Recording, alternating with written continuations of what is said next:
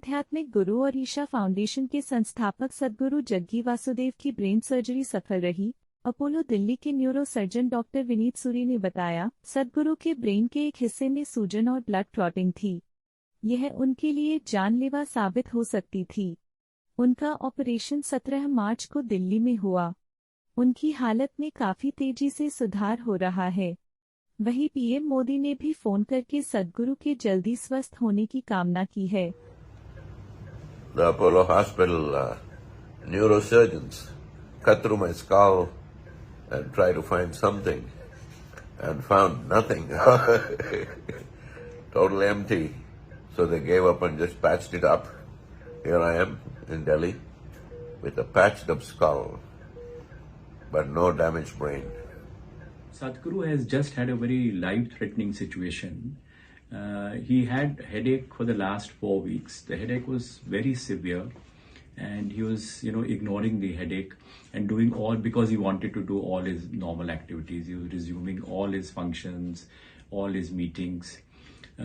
He even carried out the Mahashivratri function on 8th of March, despite the fact that he was in agonizing pain. He somehow ignored the pain and he continued with all his meetings. The pain really became severe on 15th of March, and that's when he consulted me, and we knew immediately that there was something sinister happening, the way the pain was worsening. And this was around 4 o'clock. I insisted that we have an MRI, but he had a very important meeting at 6 o'clock. He's so focused on his meetings. He told me, "Doctor, I've never, in 40 years of my life, I've never missed a meeting. And I can't miss this 6 o'clock meeting." Somehow we could actually persuade him, and we got an MRI done. And the MRI actually showed, that he had massive bleeding in the brain. It was outside the brain and below the bone.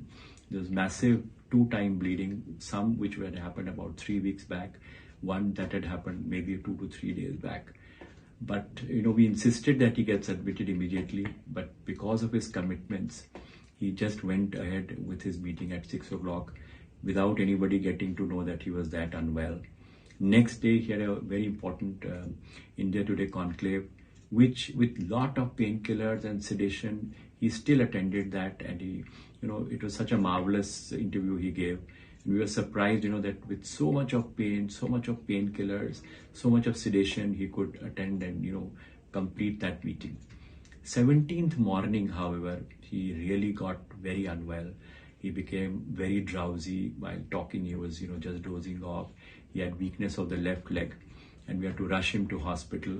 And even at that time, he would never complain of pain. He would just say, "Doctor, I'm a little unwell." But that morning was the first time he said, "Doc, I think the time has come to do what you want to do." And that's the first time he agreed, that we could go ahead with the surgery. So 17th, we admitted him.